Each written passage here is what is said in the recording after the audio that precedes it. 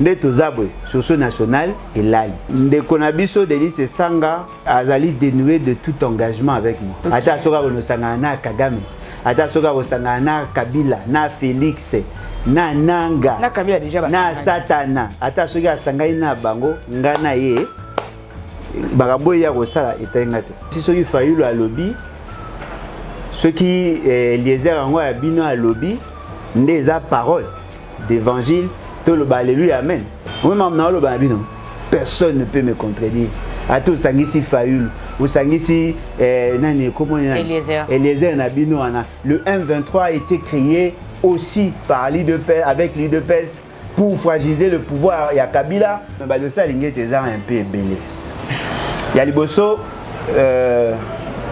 Alingeti n'était pas au service de la nation. Comment ça? Il y a un musala malamu comment ça? Alingeti n'était pas au service de la nation. Alingeti était au service de Félix Tshisekedi. Oh. IGF à Liboso. Nde akangaka Félix Tshisekedi na dossier à 15 millions. Je peux vous défier. Citez-moi un seul rapport à Gilles Alingeti. Oui, ça m'a bien. Tobenga keka Gilles Alingeti pour yenda zaki mokonzi na bango. Mais IGF asala musala malamu te. Bato kwa ba Alingeti ba bato. Akoyo ko sala ka na un président sérieux. Nenga ça na Félix Tshisekedi. Ami BBC image. Heureusement pour lui abimi na retraite. Moi le gars abimi na retraite. Ah c'est lavé. Ba lavé. Ti un jour na comme cambiste. Oh. Na noter essence. Maintenant ils mettent. Na bo loba po ba ko ma o ba na invité na parquet. Moi mité mama bemoko na niveau mo na ko yebate. On a boka loba mingi poza TV mais bo matina te. Bo luga taba konza dessin mais oyo souka na aventure. Moi chance temps. Moi kabuya. A financé par maman moyaka. Moi ne otanga a financé par maman moya moyaka. Et moi sika. Ba on mi balé. Ba financé na Bassi. Ba soutenu par Bassi. Vous voyez le deuxième la deuxième personne au tangi. Bisibo. Ah oui, on soutenu, il est dans la vision Yako Mema IDPS et comme a tendance soit le fun mouchi. Moi IDPS n'est pas là. Pour que balongo la kabou il faut qu'à partir kouf. Oh. C'est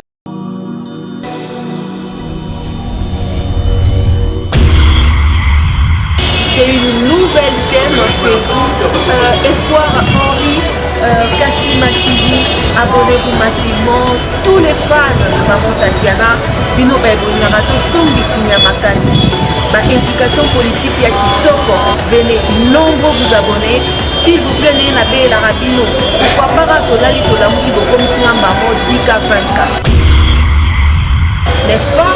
Et aussi en africain parce que seul soutien, on a ces cabinets les alliés pour s'abonner massivement ici, les alliés camboya professionnalisme. Olingaka musique, olingaka politique, olingaka nyonso awa, tobanda kolobela ba sujet tout. Iko quel okendo, n'est-ce pas? Allez, à suivre. Voilà.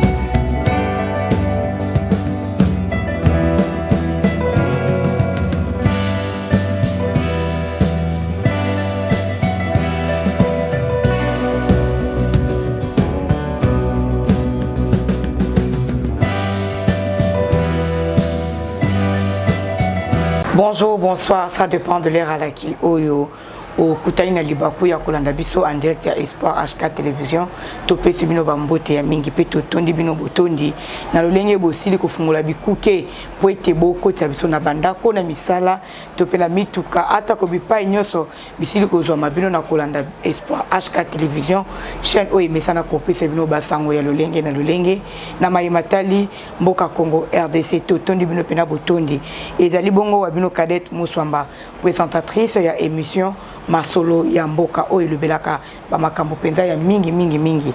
Alors na mokolo mwa lelo na kozala bongo ngai moko te na plateau kasi na kozala bongo na président Alain Bolodjoa oyo wapi azali kokamba parti le bat les venons et bâtissons.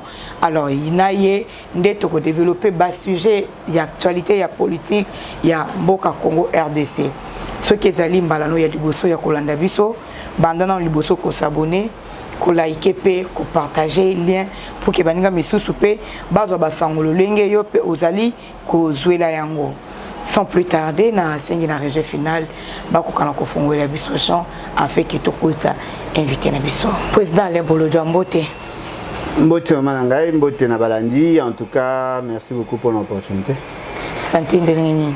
Oui, ça va, santé ça va. En tout cas, tous les Arabes, la culture a commis les latés, mais santé, ça va. Bisous, on est exposé à tous les dangers, en fait. Donc, moi, tout le monde a commis les latés, mais ça va. Bonne les battes. Ils évoluent. Les battes, ça va. En ligne, les battes bazar, qu'on s'enregistrait timidement. Mais physiquement, en tout cas, on a enregistré beaucoup d'adhérents, beaucoup d'adhésions. Et puis, dans la province, en tout cas, je remercie Banderonabiso et Chopo, Bakoti Penda, moi et Belé. Merci Nabino et je crois que nos services vont donner un site web pour que base à la base de données. On a remarqué que na Kwango, Bandero Ming et Bakoti. En tout cas, bravo à vous. Tous les là-bas à Kinshasa, Pena Boté, les Bossa, Nenge Bossa, na site Alboso. Tout y a tout comme Belé. Pour toi, penser na posa ba révolutionnaire pour que tu changes les choses. Boni sikoyo santé ya les battes na mayematali sursaut national na Denis Sanga pambate mikolo mileki olobaki ete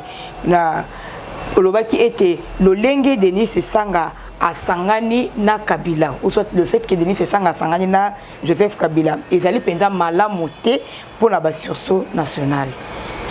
Narimayo aux associations. De yo comment la formule ya kolanda makambo nyonso nga lobi po bando rapela ngango. Songi yo. Mais tout le monde a kana maloba na yo. C'est ça songi nde moi. C'est qui est une bonne chose aussi pour un journaliste. Pour otikaka politicien lo bara makambo te sans kolandela lo bagi lobby. Et ça peut-être innovation yo zo même. Ngana Denis Sanga, on était dans une alliance circonstancielle. On a précisé pour peut-être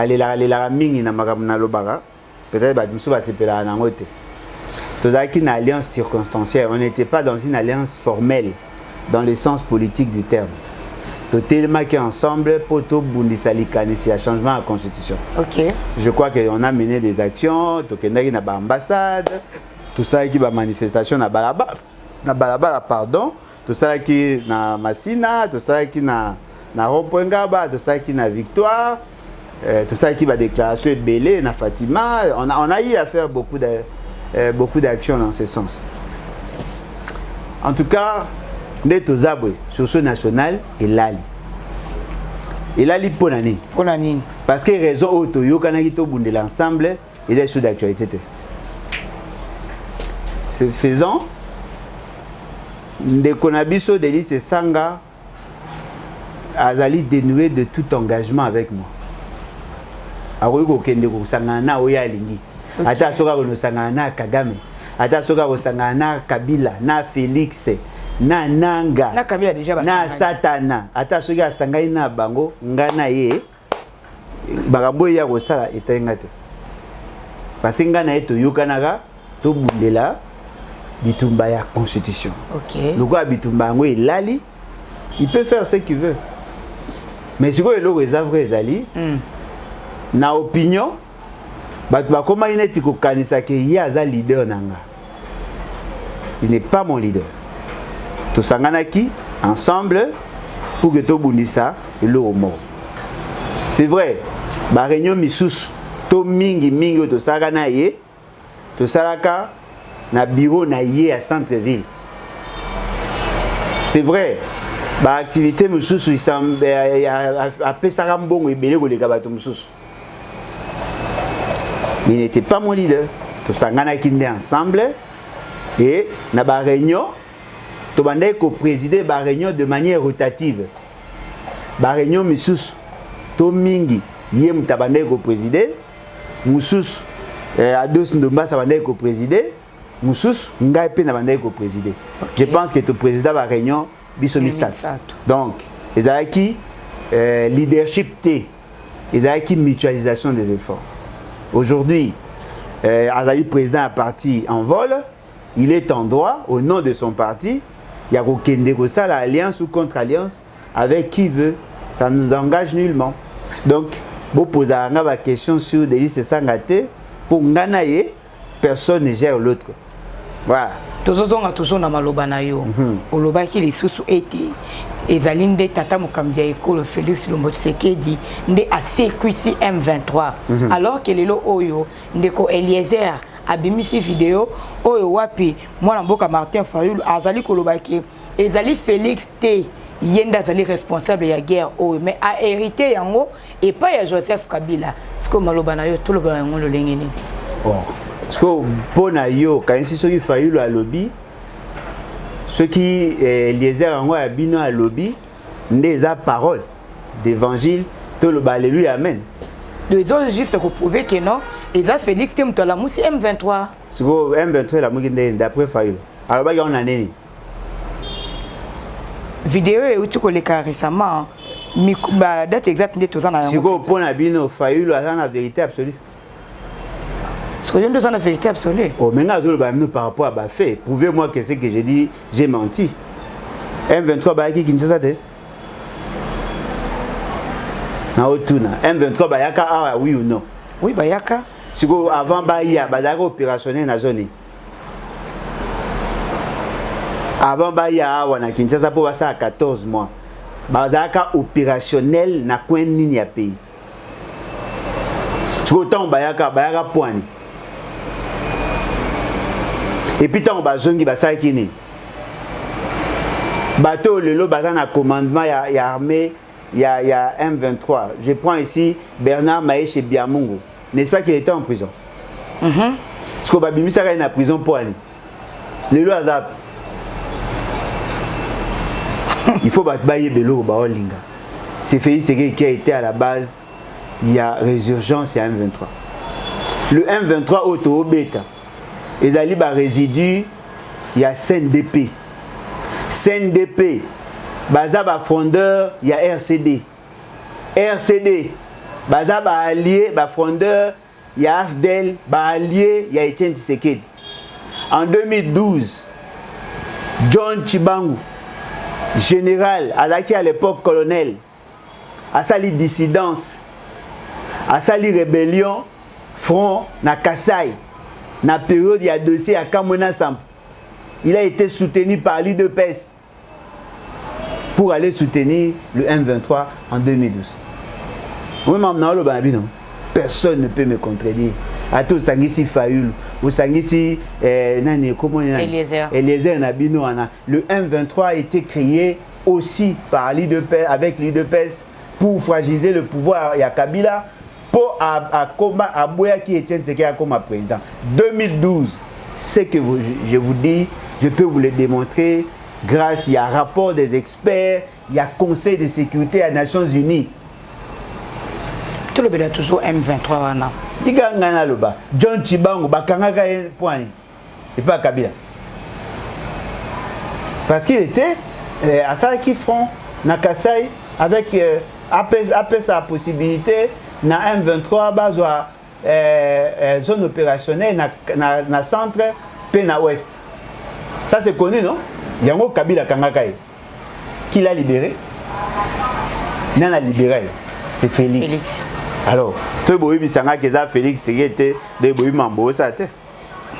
Mais selon l'histoire, Rwandais bakotaka na Congo depuis 1923, donc au 1923 ti 1958.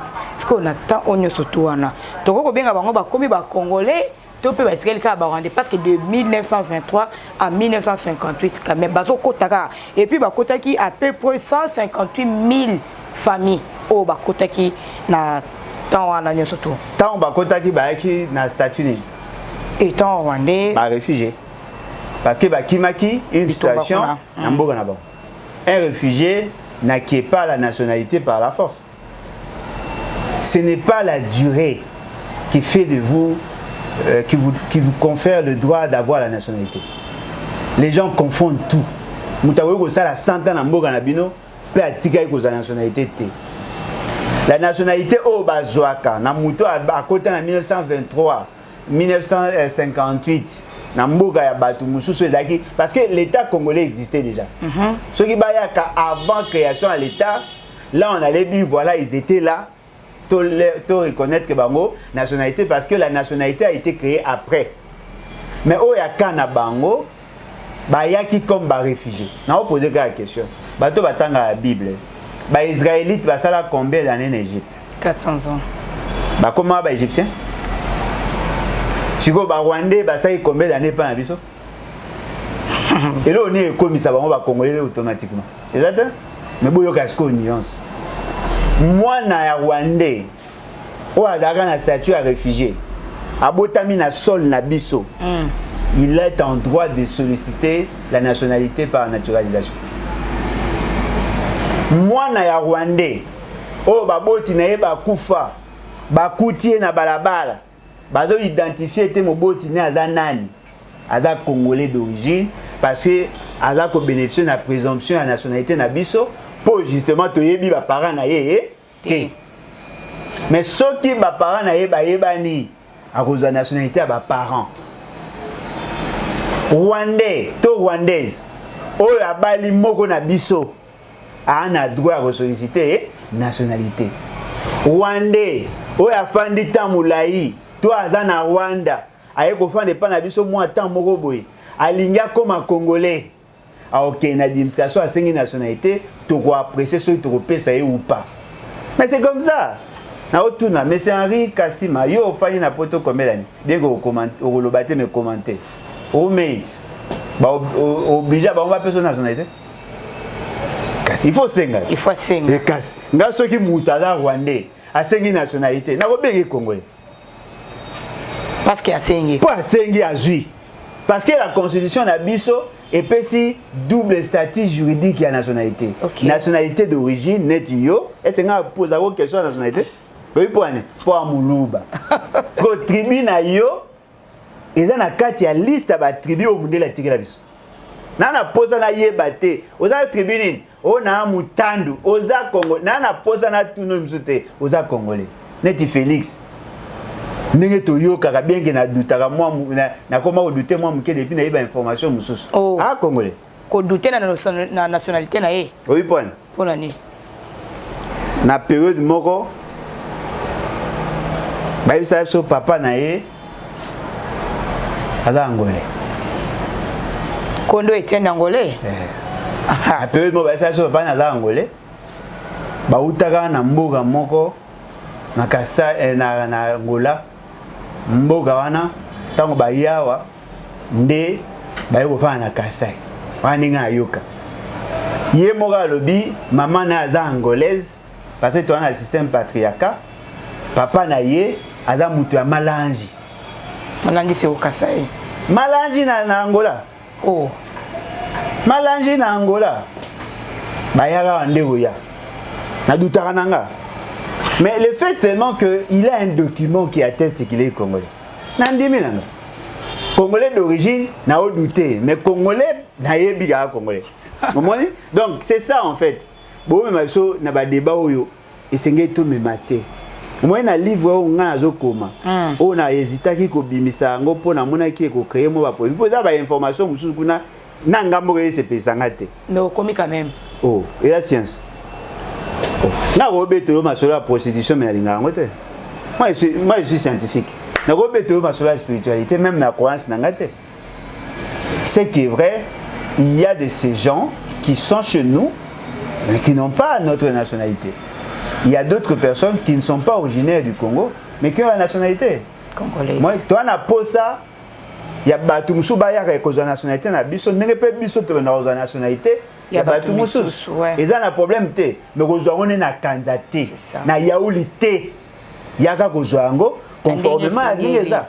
Na ko pese exemple net nani. Neti Abedachou. Hein, ces jeunes commerçants libanais. Ceux qui sont des Congolais. Na rotuna. Wa Congolais poiné. Au poids botama, ça ne suffit pas. Est-ce que sengaka nationalité na biso? Oui na sengaka ta mikana nanga yango. Ah Congolais ou non? Ah Congolais. Ah Congolais. Biso tozo protéger nationalité na biso té. Mais te bisane na batu. La nationalité d'origine ne se discute pas. Ok. Et c'est ici là, débat, c'est ici là. Ok, le col est Silito, le Belasco, journaliste belge, comme il y a Charlotte Condé, a commis un journal libre de Belgique, Koloba était un patriote na Congo. Un patriote, c'est celui qui critique pas Félix, mais c'est celui qui soutient. Et puis qui critique ses décisions. C'est-à-dire, tant qu'on veut soutenir, mais on veut critiquer la décision, Walande ou Bengami, patriote. Et aussi simple qu'il doute na ba ennemi Yamboka. Le ponaye, patriote, il y a Katia Congo, ils allaient critiquer la décision. Il y a Tata Mokambi école, mais on veut soutenir. Ponaye, il y a un des patriotes. Pourquoi combien on a libre de Bruxelles est commissaire sérieux? Ah moi si. Moi si. Sur le quoi commis kunamba moi je te dis ma poids combien on a poto. Et ça les canisnaye. Mais les canisnaye mais ça en sens tant on a critiqué à part que je ne suis pas patriote pour la critiquer. Non mais dites-moi un peu. Qui a déjà vu quelqu'un critiquer l'homme? Quand on dit critiquer Félix, ou critiquer Forma Matama nae, Forma Motu nae, Forma Libumu nae, Forma Makolo nae, tout ça. Qui a déjà vu quelqu'un critiquer? Lorsqu'on critique Félix, on critique ses agirs, on critique ses actions, on critique ses politiques. Qui vous dit que dans l'État, on est obligé d'aimer ou de soutenir les dirigeants? Qui a dit ça? Apparemment, vous avez une perception erronée de l'État. C'est pas comme ça. Maintenant, Le Pen, il critique Macron. Elle critique à Macron dans ses politiques. Elle n'est pas obligée de le soutenir, mais Le Pen soutient la France. Le bien est la critique, aujourd'hui, ma ennemi, il y a Félix. Il y a un zobat. Et là, tu pas le bien, on a poton de commissaire Moutamaele. Et on a Zoloba. Tous les opposants du monde, bah critiquent. Place ma vie salée. Siko, bango tout ba ennemi. Oh, Moutoro a fait une poto pour vino français. Ah, voilà. Les beaux tchars na esprit na bino te loka combien on a libre de Bruxelles ou de Belgique, né la qui qui m'a le besoin dans sens. Boye bayango tel que nous sommes là, nous sommes obligés de critiquer le politique qui a Félix Tshisekedi. Ça fait partie du patriotisme. Parce que déjà, dans le patriotisme, il y a une donne qui vous échappe, c'est le contrôle citoyen. La Constitution nous oblige à nous de veiller sur la normalité de tout ce qui s'est fait dans notre pays. Pour preuve, Félix Tshisekedi n'est pas le premier président. Ce qu'on demande aujourd'hui, de le soutenir aveuglément, la grande question, a-t-il soutenu les dirigeants de la Première République? A-t-il soutenu le président de la Deuxième République? A-t-il soutenu le tout premier président de la Troisième République? Quand est-ce que Félix est devenu patriote? Parce que si vous pensez qu'on doit le soutenir, mais lui n'a jamais soutenu un autre président, en dehors de Mobutu, peut-être en dehors de Mobutu, qui a donné de l'emploi à son père. Je suis désolé. Ceux qui ont Monique a raisonné malade, et je suis sûr et certain, il y a un problème, il y a un sentiment, il y a des émotions. Oh, ah, mais ce sont des émotions. Ouais, ils ont une émotion. Comment on va dire que tout celui qui critique Félix Tshisekedi, Aza patriote, Aza na haine, ou bien Lingaka ete. Est-ce que les question, il y a amour, il y a yé ou il y a patrie? Maman, vous pensez que tous ceux qui partagent avec nous l'idée contre Félix dans sa gouvernance, tous sont patriotes? Pensez-vous que tous ceux qui soutiennent Félix Tshisekedi sont patriotes? En bon? Ceux qui soutiennent la vision à Félix Tshisekedi ont détourné, oui ou non? Oui. Si vous êtes patriote pour soutenir Ida Félix Tshisekedi, Ida on va Félix Tshisekedi.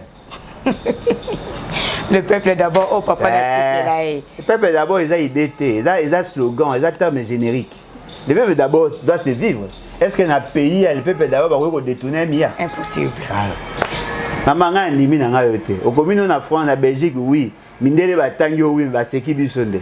Kuna mopanzi ya contrat Sycomine au 5e avenant ONG Congo ne pas à vendre. Bango pe kuna balobi était madame Madianga et le président et les vice-présidents Kitebi. Donc madame Madianga na vice-président na ye Kitebi et Kitebi de l'Ecofin.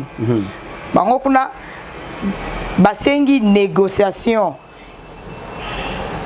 Ils ont demandé de négocier le 5e avenant parce que le Congo perd beaucoup d'argent.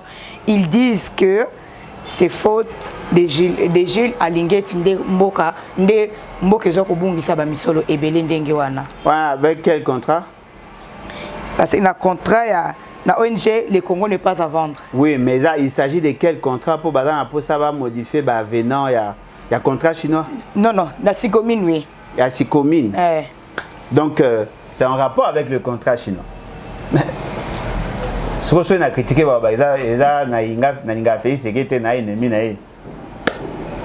le contrat chinois a été mal négocié. A été mal négocié. La salaire en haut m'a bé. Mais pas si Nangé Zaïboy. C'était une victoire. On vient de renégocier sur de nouvelles bases.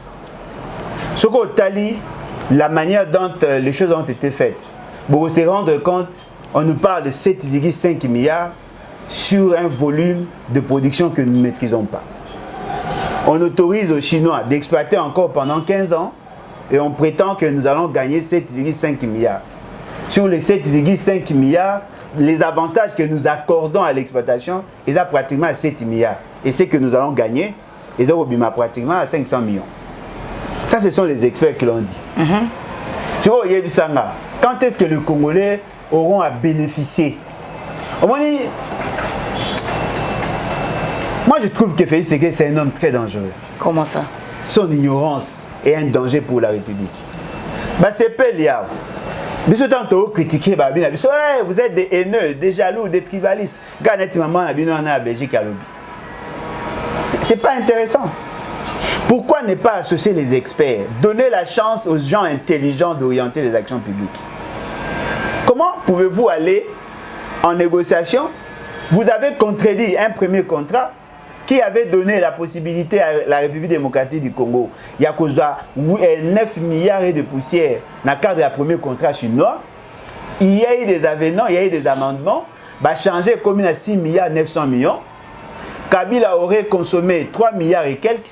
Il nous restait 3 milliards. Et c'est là qu'il faut concevoir un projet pour que tout le monde consomme les crédits ou le financement aux acquis disponibles dans le niveau il y a banque chinoise. On n'a pas pu consommer les crédits.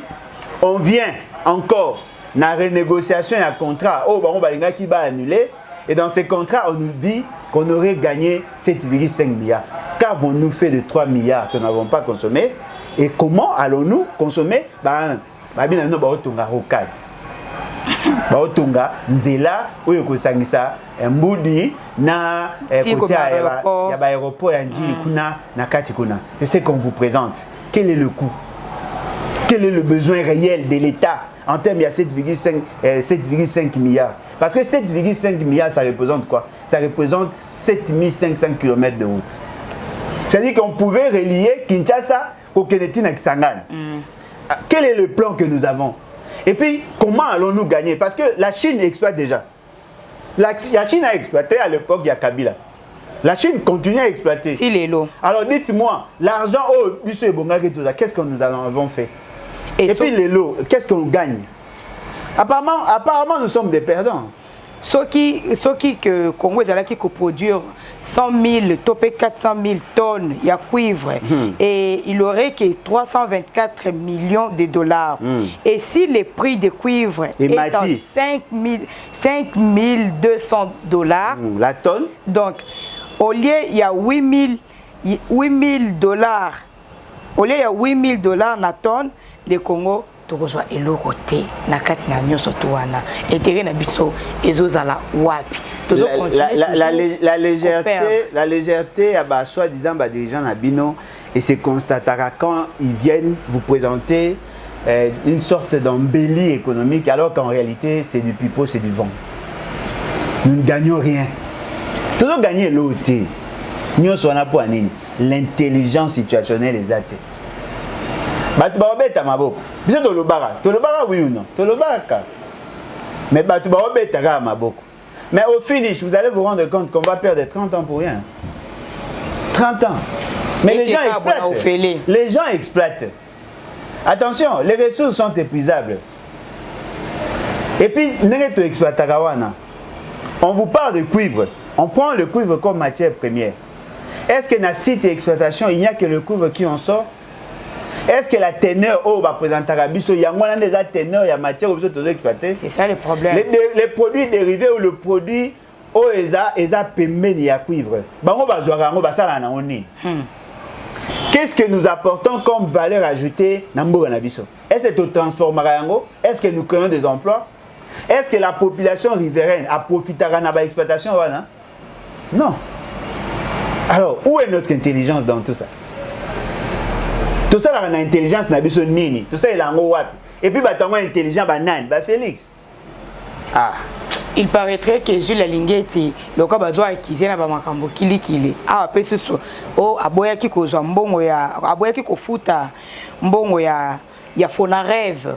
Aboya ko mbongo ya Fonarève. Oh, et c'est ko futa caché ya musicien oh ya kendaki ko se produire kuna na Europe na somme ya 8 millions de dollars ya ngwana basili kolongola ye na ebonga. Non, ba dossier Alingeti et ko za payer yango mais ba dossier Alingeti eza un peu belé. Ya liboso Alingeti n'était pas au service de la nation. Comment ça? Il y a un Moussala Malam. Comment ça? Alingeti n'était pas au service de la nation. Alingeti était au service de Félix Tshisekedi. Oh. Boyo Kanga. Alingeti était au service de Félix Tshisekedi. Et derrière Félix Tshisekedi, il pensait être à l'abri. Parce que qu'est-ce qui s'est passé? L'IGF en réalité est dépendant du ministère de la Finance.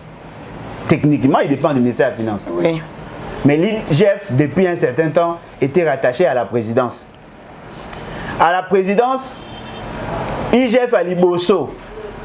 Ndé a Kangaka Félix Tshisekedi n'a dossier à 15 millions.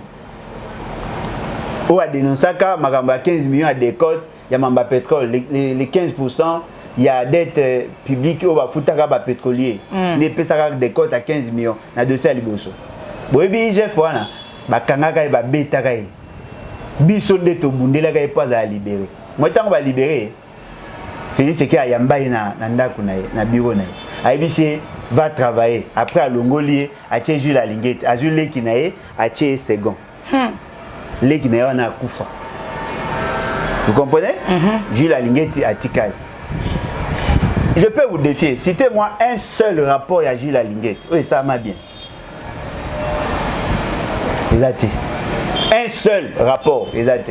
N'a pas l'action rapport au Jules Alingeti à ça pour le dossier à Bukangalozo. Pas Jules Alingeti toloba. To benga keka Jules Alingeti pour yenda daki mokonzi na bango. Mais IGF à ça la msa madame T. Aucun rapport à IGF n'a servi à la justice. Aucun. C'est boyo gasco aventure. Jules Alingeti avait l'intention de servir la République. Mais l'inspection générale est comment qui justement pour traquer les anciens dirigeants. Tu vois, stratégie à Kineni. Babi misaraba dossier, bachaka bango pression, batouana ba se sentaka étouffé pour que baka ko sombaka liberté na bango na mbongo. C'est ça le rôle qu'on a fait jouer à l'IGF. Donc ezaki na bosenga na été. Bayeba ke pa kitebi.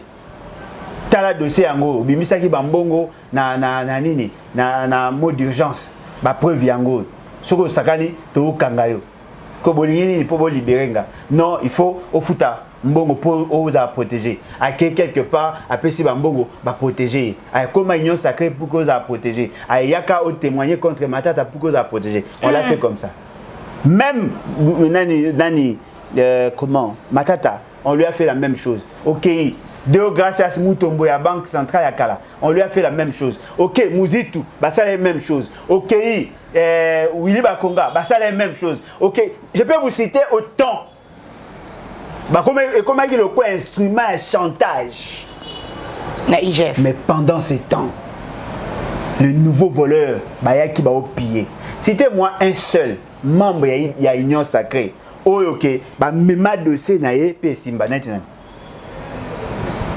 alors moni yana Sabino bato quoi ba lingeti ba bato akoyo ko sala ka na un président sérieux ninga ça na fait c'est que ami BBC image heureusement pour lui abimi na retraite moi le quoi abimi na retraite assez lavé ba laver ce que ba kangaka ngeza deuxième abimi propre parce que aller en retraite et la kisi que au salaire qui l'état malamu l'état remercié yo abimisio par la grande porte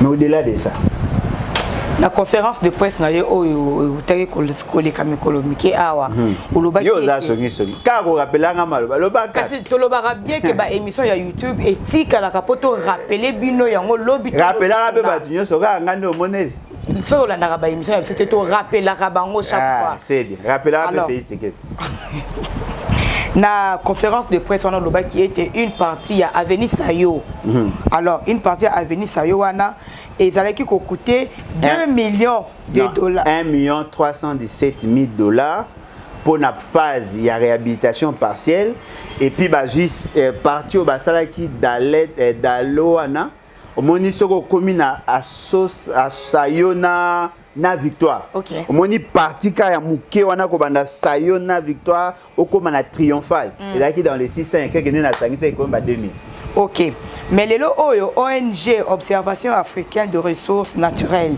yango elobi était Avenue Nzolana oyo ezozwa kaka 1.4 km yango écouté oui yango écouté 15 millions de dollars tout le bandeni c'est possible c'est possible parce que Nzolana degré à dégradation na ko kaina sayote au moni sayo za gidi ezali mabulu au moni nga suis dans bozonga na histoire ça ezali ki mabulu mabulu c'est-à-dire ezali ba ni de poule tonner ko sala pratiquement ba 2 heures pour traverser Cap Pachon baye ba tché tout le bani ba zui ba zip ba kisi couche ya sika Nicolas Oezalaki basali terrassé à Mouké à droite yango ekutaki 1 317 000 dollars on a le besoin na programme à 145 il y a 100 jours et puis basali collecteur moni soko na place basali centre culturel na o basali kota ya ngambo ya PNMLS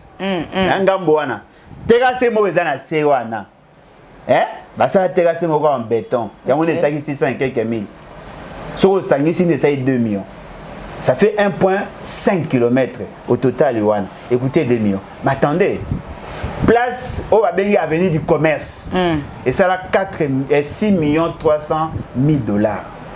1,46 km. 1,46 km. Aujourd'hui, avenue Bima ou Kenda Tina Monga Fulanini. Oh ba miku misaka mingi route principale oh ya bypass te oh bimati bypass nani elengesa basala ngo pratiquement à 22 millions c'est 6 000 et quelques mètres ça fait pratiquement dans 6 km nandam c'est-à-dire qu'il y a des points où place moko ekoyoko mata ça dépend na situation andela na ba matériaux au basaleli mais zolo bazo beta masolo ya avenue et au totanga nini Nzolana ezali nzela o ebandi pompage et keiti na ipen ba place msusu ba expropria omoni babuka bandako ba place msusu babuka bandako pona ko élargir nzela ndenge basalaki ezalaki pe na érosion. OK. Soko érosion nango ezali soko uti à partir à Verkis OK Sangamamba et buka nanga pende ke kabwana Na deux parties. na deux parties. Voilà, ça peut s'expliquer pour et bon il va remblayer ma belle, va combattre l'érosion, va ça la terrasser, va exproprier banda. Là je peux comprendre dans une certaine mesure. Mais tout le monde a ça y est, il a rasuka. Et puis il y a une avenue Pelende. Avenue monsieur Zahine à côté à Chamouni na bossa comme na. Bah ça on a 1 970 000 $ le kilomètre. C'est comme tout dans l'année. Banzana tu es salamat, monsieur salamate, monsieur salama mebeba. Donc c'est le mec qui n'a na lolenga. Na ndenge ya malonga te. Et on a zoloba. Toi dépenser mbonge belette. Yo me poser une question mamba 2 milliards de dollars. So maintenant imaginez si on doit commencer à réhabiliter nos routes chaque année. On n'aura que le même route neto bano bongisa. Toi ça l'effort que route na ça ne fils que 15 ans. Pour que Nathan wana mbongo mususu wana to sala ka bandela misusu. Et on a vu ça que OK, nous entrons dans un cercle vicieux. On est en train de tourner en rond. On a 155 000 km de route, on a moins de 5 000 km asphaltés, mais les 5 000 km et ça la usage unique. Après chaque 6 mois et bébé. On ne fera rien. Tout ça est l'autre. Hein? Quand même ONG wana et lobby était si commune ne fait pas d'appel offre publique pour le marché d'infrastructures, mais il n'y a pas de garantie de bonne exécution des travaux. La majorité des travaux ne se sont pas disposés, pas d'études de base au moment de la conception, ainsi que beaucoup de surfacturation ou encore surfinancement. ONG Wanakaka, donc à côté, si vous pensez à Sikomine. Non, mais effectivement, parce que Sikomine est là en ligne. Et là, consortium, il y a une entreprise chinoise. Nabiso. Basangana Jekamine. Ne pas ça Sikomine. N'a qu'un contrat chinois. Sikomine est défendable. Et là, supposé à défendre nos intérêts. Au place, moi, on a fait ce qu'il y a ça. Ok, Anthony Tshisekedi. Ah, et nous, tant comme on est. PCA. Place à ça. C'est-à-dire, on va défendre l'intérêt de biso batala. To exploiter, on a qu'est-ce côté autant, quels sont les projets à financer. Ce qu'on a reproché à Kabila et à sa bande, c'est ce qui s'est fait aujourd'hui. C'est-à-dire, vous avez des fonds disponibles.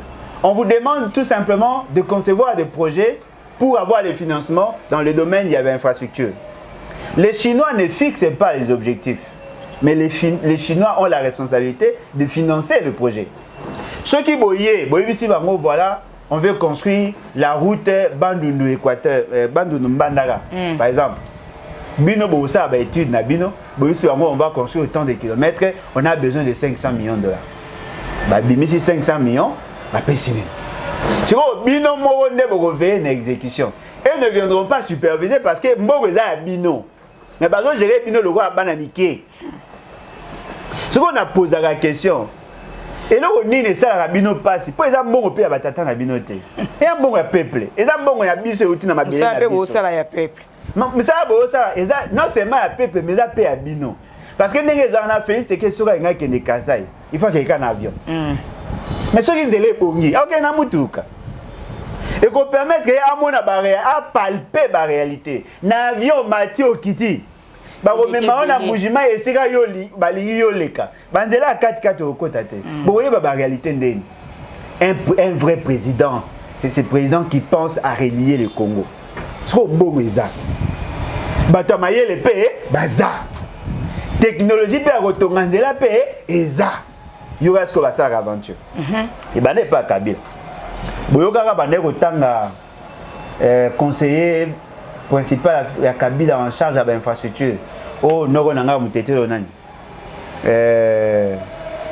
Moïse Kanga. Hein? Moïse Kanga. Yenda zaki muto anego quitter mama 5 janté. Baye. De là combien? Oh 7 km. Ah 7 km. Ah OK. Travaux et sali combien? Oh et sali 4 700 000. 4 700 000. Chef d'entreprise à Bangui. Habite na weko kisata na 4 200 000. Na weko kisation na Longoli habite. Il y a boulé qui va reprocher le fait d'avoir surfacturé. Papa, baki ça tient 0. Et commis 46 millions. Il y a les gars qui t'en a 4 millions 200. Babi ne zamouké, il faut baki ça. Ce que tant à baki ici. Ba pesier 4 millions 200 000 oya lingaki. Ba baki c'est les 400 000 à l'icolo et comme le cas 4 millions 600 000. Ce que bango bazui mbongo nyonso à l'icolo balié. Il y a ba pesier monta oya sengaki. Mais bon, c'est quoi aventure? Le fait c'est moi qui a yébi que bango baza ba sérieuxité. Même yé oya bande ko sa musala. A baby si qualité. Ya musala ngo. Ya musala po ole ba pesa 4 millions 600 000. Pour ça musala oya sengaki ba pesa 4 millions 200 000 ba baki c'est lié muto asaki musala 400 000 likolo pour gabo ma moto ya signé mbonga ju 46 millions mais musala oya sali eza 4 millions 600 000 4 millions 200 000 ba pesa 400 mais pour ni boza mutema malamu te bon le baga non voilà 4 millions 600 000 sengaki yango sa musala ce qu'il y a commis kolongola dosage ya col a commis kolongola quantité à mabanga pour kokana 4 millions 200 000 bon servir mututin ba yibisko ba mbongo na nyoso alikolo yoka sko aventure ba ko soma banda na poto on les batongata awa oui ba loka bino hein non moi je ne comprends pas non dites-moi un enfant qui vole son père pour aller nourrir les voisins c'est pas normal. Déplacer ça là. C'est pas normal. Mbongo bo ça et outil na Chine, n'est-ce pas? Ba yeko de matières premières na biso qui sont épuisables. Mbongo ane bonga servir biso na infrastructure. Yo yé au surfacturé pour que ba China ba futa. Yo zo boulé le roi eza mbongo ba China. Eza mbongo na biso. O le ko sala ngo pe musale umela. O sali musala ya mabe. Pour que lobi kongwa zanga. Ozusu ko mbongo wana ko osomba ndaku na Chine, osomba ndaku na Dubaï. Après na lo yenge bakangi yo siko ndaku wana na yo na biso to perdre. Bon ma bon je suis désolé. Na ngana comprendre na comprendre. Non, dites-moi moi je gère les maisons de mon père. Ma maman est une veuve. Na zo exemple. Siko na ozo mbongo ya ba loyer. Na ko somba masanga po na sepelisa bana ba locataire. Et à la Sanstin. Mais ces gens sont de fous. Non, dites-moi, quel est cet argent que vous allez utiliser dans ces pays où il faut impacter la société? Nous avons encouragé les gens parce qu'il y a vu que Moïse Béza m'a bé. Mais quand on imagine, au BBC 46 millions de dollars, au PC 4 millions 600 000 dollars, c'est chose de là bien. Tu as CPAT, tu as CPAT. Pour que tu aies battu le Yibimbo. Aujourd'hui, si tu as un au baki, c'est sur kilomètres de route, il y a 100 km, à 150, et baki, c'est moi quelque chose. Après, tu as à l'université, pour que tu aies CPAT. Attention au kangayo mais attention au kangayo on a posé mais tu es bien moi ko yibaki mo moni loko iza yo ki otonga sko na poto tous on a sous na bana yo ti un jour comme un cambiste oh na noter essence maintenant ils mettent de so ba côté ko so me pa na yo na ils mettent ba mo na so me na ba noter essence na ils mettent na idée nini pesa na na bo loba po ba ko ma o ba na parquet. Moi, je ma bémoko na niveau mon na ko yebate. Ce que dites-moi, estomac ni le rouler à 100 millions de dollars en Bogo. Maman nangai, bato ne mo mona kana. Bale apeka ba mikungu, bandindi, ba mfumbwa, ba misili, ba beko to somba na ba 1000 francs, ba 2000 francs. Non, dites-moi, yo muto amukili. Na mboka pauvre boye, yo mo yibi 400 millions de dollars. Dites-moi, oh ça est là au camp. Et puis mbala mon côté. Non, mais dites-moi, il y a un biloko à na Kinshasa pour dépenser 100 $. Qu'est-ce qu'on a restaurant à Bango Alix? Nandako, impossible à restaurant à 100 $. Au Bango Nen. Soso ato sombi poulet de chair 10 $. Ato obocha ba épices nyonso nengo leki et les gars on peut 5 $ à thé. OK, fufu mo te rolia pe ya ebelo ba tia oh na diamant na kati. Olia ka fufu biso to lia ka. Ka fufu ozangisi masangu na manioc. Ato dépenser belé et rolega 5 $ à thé. Oh. Ato le bo mela masanga ya chaîne net ba chiva so ba melaka. Et ko koma kana ba 946 000 francs. Jamais au so ma bouteille ya bien na 1000 $ le lo ba no mela chaque jour. Dites-moi, mbongo yo ozolinga ebele wana alors que tout le monde vit dans la précarité. Bon on a té ezaki ndoki. lia muninga pa lia bolia ensemble mututa za esengo yo loko lingi ko lia ba caviar ba biloko ya cher lia mais tika pe baninga balia yo monga se pe balia à l'os moi mutalia à l'os akoyo ko lia ekwei mutumso à lokoti mais foufouté muta foufou sans espoir et là ekwei non ndeni mona bino on a besoin de mingi pour za TV mais boa matina te lelo pena nazonga kana maloba na yo na yo la no songi loba dernièrement nandimi nango benga nga songi mais nazo rattraper kana maloba na yo dernièrement loba ki était okutaki tata mokambi ekolo akutaki budget ya mboka na biso na 2020 akuta na 2019 na 2019 ezalaki bongo na 6,6 milliards de dollars awana 2020 et ce que tant tokomi na 2024 amatisi yango na 16,5 milliards de dollars multiplié yango à peu près 3 fois na ndenge à 3 fois par rapport à 2019 comme en 2019 tiko koma 2024 a multiplié yango lokola à peu près 3 fois boé alors que ba fonctionnaire na ba enseignant ba médecin bazali koloba ke tango budget ezalaka na 4 milliards,6 bazalaka kofutama bien par rapport ya tango ekomi na 16,5 milliards bazali kokoka so kofutama malamu te sikoyo tozonga na budget tozalaki nango wana ou bien nini nde tozala kilelo oyo ba fonctionnaire bafutama penza malamu lisusu. Le budget avant Félix Sekedi oyezaka budget le plus élevé je crois c'était en 2014-2015. Pour te connaître la crise financière, moi, en 2009. Là, les PIB qui taka, moi, budget qui taka. Après, bandiko matati, mati, tu vois, comme on a 8 milliards, 900 millions. Je me souviens, c'était en 2000, ouais, bah, ces années-là, bah, 2013-2014. Budget mataka. Tango Chibalaye a présenté un budget à Souka, na 4,9 milliards, effectivement. Tango Yoko Sala, Félix Sekedi a coûté un budget, ouais. Et comme en 2020, bah ça le budget à 6 milliards 900 millions quelque chose comme ça. Il m'a dit. Oui, prenez mataki. Parce que bah ça là qui bah mataki on enco. Nanko. Pour na oko ça peuple. Parce que débat ezalaki, il y a là qui biso budget pluriannuel il y a 46 milliards. Tu dis oh yo il y a 46 milliards. Bah ça là ka budget. Attention, on a rappelé nos ba fait historique en point. Boyo kara bah ça ka plan de trésorerie moko pour parceller à la gouli. À mettre en cause ce budget là. Après, bah, comme on a 11 milliards, bah, en réalité, la capacité mobilisatrice était de 5 milliards. C'est quoi mon différence ces années? Si vous intégrez les déflateurs, c'est-à-dire que vous allez par rapport à l'inflation, vous allez vous rendre compte que pendant qu'on avait un budget, il y a 4,9 milliards, 4,6 milliards ou 9 milliards, le taux à dollar est acquis pratiquement à 16, à 1600 pour $1.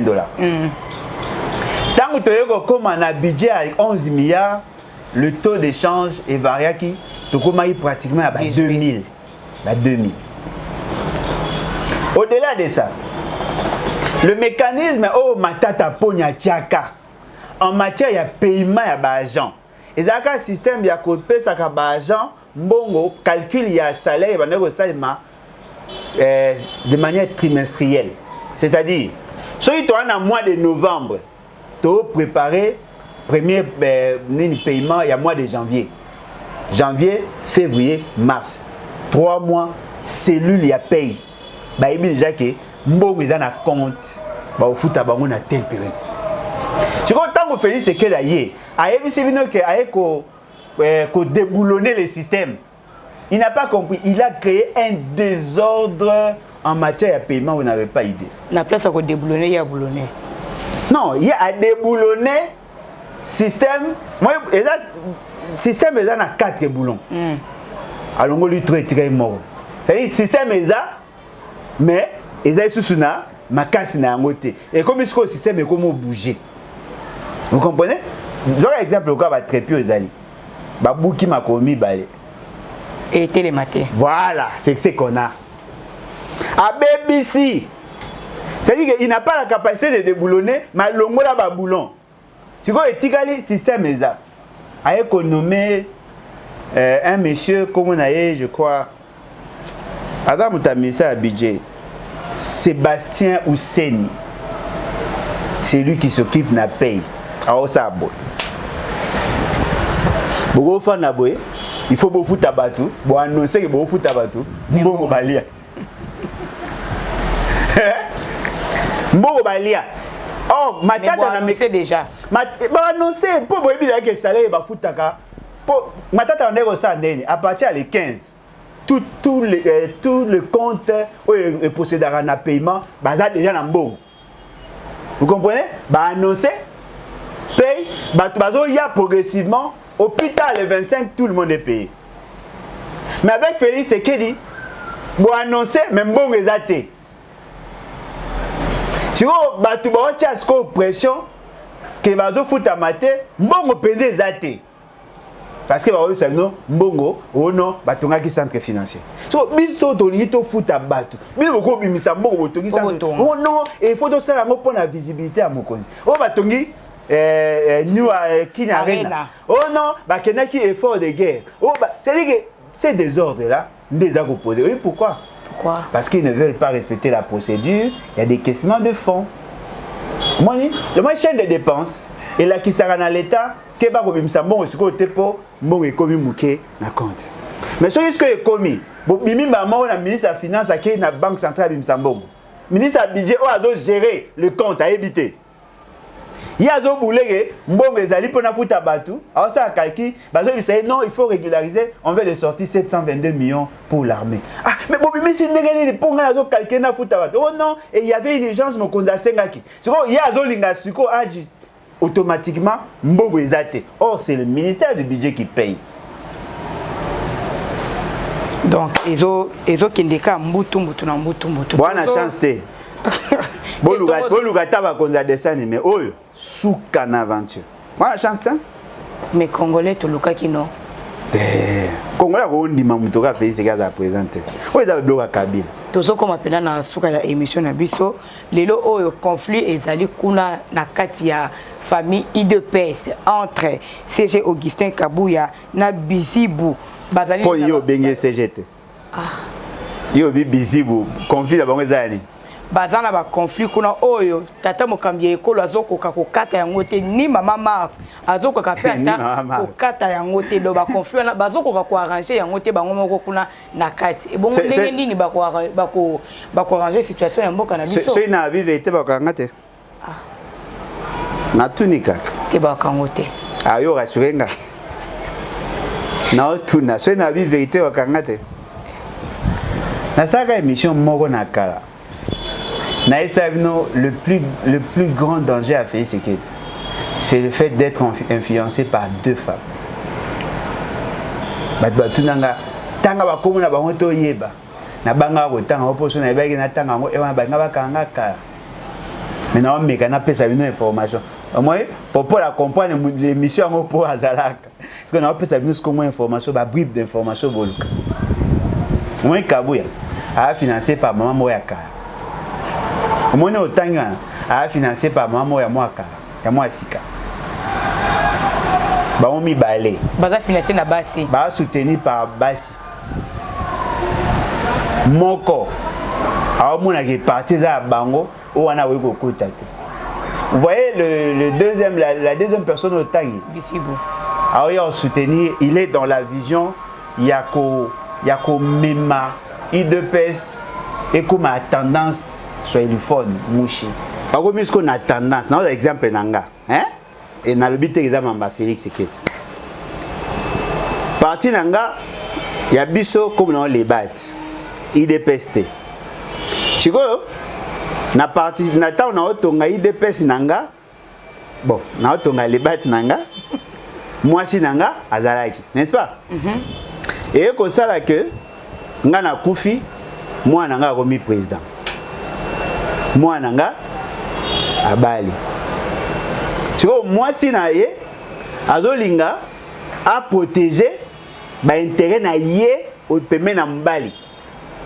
Siko bato bazawana baza ko empêcher ye à défendre ba intérêt na ye à se décider à luga mutu moko à remplacer mutu wana pour ça. Siko moi si nanga ya bi ta moine okuti biso yo ozoya na loyenge bilo na biso to bandaka habité lelo nde mobali nanga za wa eza mambaka guerre mbamo ekoti entre les deux entre mama Bokilo na mwasi ya mwana otimbela ngo wana kada na bi na kada lebat na bi na kada IDPS na un exemple siko mabe siko ezani na siko na zongi siko na IDPS na bi mama IDPS a te tout ça confusion na IDPS mabe ezani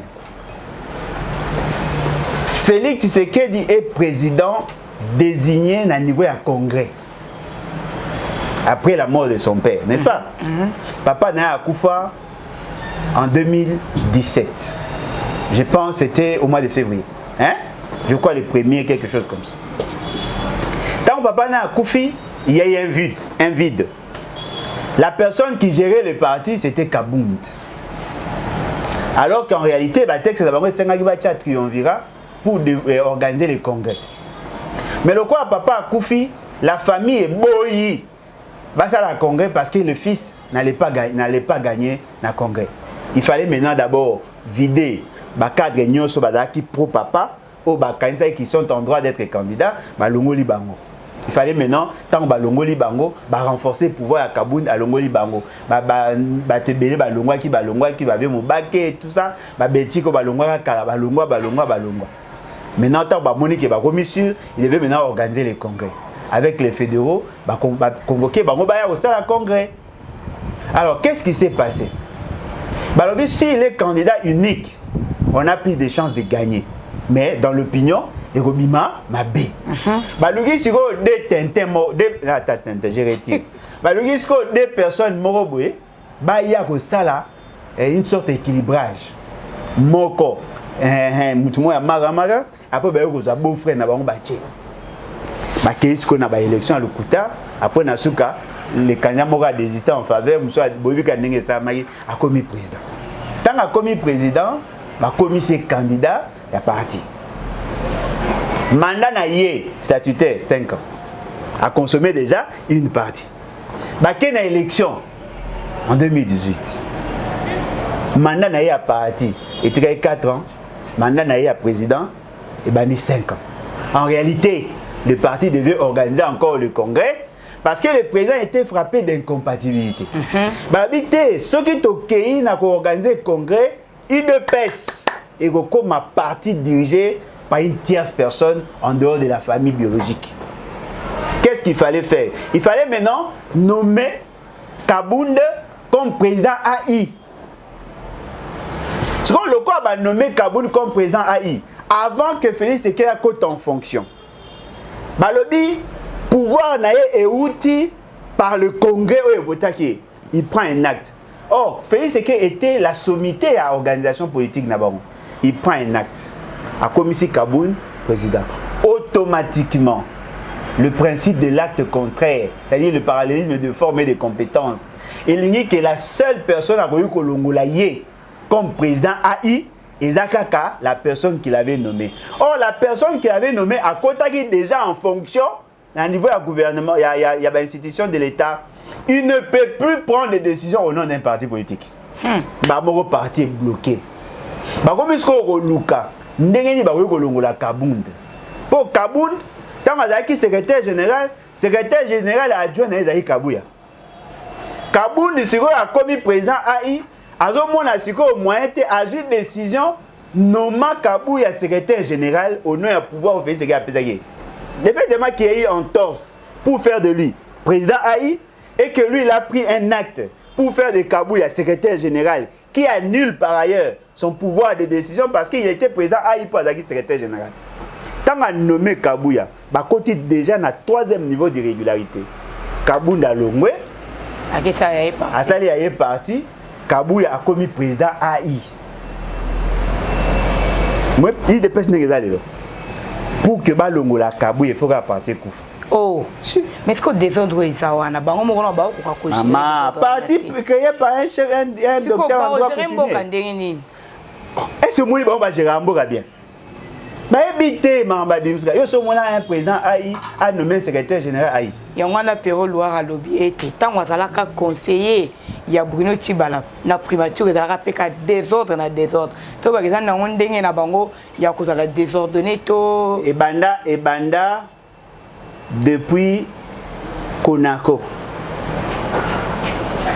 Depuis Konako, au Basalaka, na Moïse Chombe. Des autres de Bandara déjà qu'on a Etienne Tshisekedi. Depuis Kouna. Et puis parti au Bobeta les solo. Ils ont eu 2 PST. Ils ont eu 2 PS Ba Tshisekedi. Le IDP c'est ça Moussoussou. IDP c'est ça parti Moussoussou. Avec les statuts et les règlements intérieurs Moussoussou. Cette IDPS là, il y a un des Akana, 11e rue, 12e rue. Au bout il y a nani, papa nani. Moi, je suis ministre, il y a Kibasa. Yokason. IDPS Kibasa. Kibasa. Il y a un des IDPS au Hérita. IDPS à 13 parlementaires. IDPS, IDPS Tshisekedi. Il s'est posé un problème de monimie. 2 partis ne pouvaient pas avoir la même appellation. Né Babakisi Ba Tshisekedi. Vous savez, la personne qui a permis la création de ces partis, comment est-ce? Joseph Kabila. Il a facilité à créer IDPS en 2009. Comment ça? Ah, oui. Mais émission Sili. Basé la émission Moussoussou. Au moins, il y a ça vient de bien dans la boutique dans la mode. Il y a très bien. Parti au Banda avant Joseph Kabila a joué beaucoup. Il est comme il y a un mouvement citoyen de Mogana Nangazaga, Nemona Vuvu. MRC. Nemorana Vuvu. Et les Oyo, comme que Joseph Kabila a facilité Bango. Joseph Kabila a facilité Bango parce que Bango baïdara Joseph Kabila na contre Bemba. Au cas moi. IDPS a aidé Kabila pour gagner Bemba en 2006. En guise de reconnaissance, il a fait ça un agrément. Pourquoi comme un parti politique? Pourquoi comme un parti politique ne va pas aller ne va pas IDPS Ba Tshisekedi. Et tant qu'on va commis parti, ne va préparer l'élection en 2011. Parce qu'en 2006, IDPS ne pouvait pas aligner les candidats. Pour Badaki n'a agrémenté. Et puis les vieux étaient malades. Vous comprenez ce que c'est? Politique est l'émission et l'histoire. Président Lembolodja, tu as une émission malgré les lois. Ça a été vous avez un moment citoyen de mon film. Ok, message clé na balandinho surtout ya Espoir HK Télévision. Na promettre bino na ya oyib sa bino ma IDPS. Na yib sa bino depuis nga bandaki en 1958 papa na kotaki politique. Nenga kendaki pemena ya nani ya Lumumba. Nenga traisaki Lumumba pas que n'est pas Molopo Kalonge. Nenga longo n'est pas Molopo Kalonge moyena quelque chose. Ayeko kende Konako et pas Moïse Chombe. Nenga longo pas Moïse Chombe a trahi ba sombi na ba service pour soutenir Mobutu. Nenga ba salaki un père. Nenga kotaki akendaki pemena pananjila pour détruire idée na bango à 13 parlementaires. Nenga ba salaki DPS. Nenga il a servi Kabila, a servi Mobutu pour fragiliser les autres opposants. Comment ils ont trahi? Nenga salaki makambo ya 1996 avec Kimba Bamba Mamba Nani. Na ndenge ba detunaki ba mbongo ya bato bazaki ba victime ya sécession kassaïenne na katangese. Ndenge nyonso nenga comme ambassadeur na Maroc. Ndenga zonga ki pour que va changer constitution comme ça Mobutu dictateur. Ndenge nyonso na ebi. Donc prochainement, tu vas appeler histoire mobaya IDPS. Mais na bangela ndoyo oleka wapi? Ah pe basi ba benga déjà na ba menace yo so bangi menace ça et l'autre. Abonnez-vous balinga balubo ba isa ba on vérité. C'est ça. Babenga déjà rwandaise, yo za rwandaise, to za congolaise, to za bati comme moi na baluba ba rwandaise pela. Ah. Ouais. Baluba rwandaise pela. On a souci j'ai mususu na base. Prochainement toko lobela yango. Alors, abonnez-vous massivement, likez et partagez. Tokomi penza na suka ya émission na biso. Soki bo sepela ki na image ya mokolo molelo, bo pesa merci na Popol Ayombe na mosala kitoko pe lengi o azali kosala. Na masini kuna to moni cordon opima fuku. Yepe azola la pongite toujours au four moulin na ndenge ya kopesa bino image ya kitoko lokola oyo wana na coordination ezali coach Ari Kasima. Alors totombeli mbutama elabu na Fortuna Mantanga leki ya badika leki ya ba américain mwana mama Charlotte Vango pe papa Dirango Vumbi. Alors joyeux anniversaire à toi Fortuna, la fortune, la femme à la taille S. Moi c'est Pemba Kotangongite Nandako. Big dédicace na yo Agnès Moleka, la compagnante de sa maman. Tokoutena vino prochainement. Bye.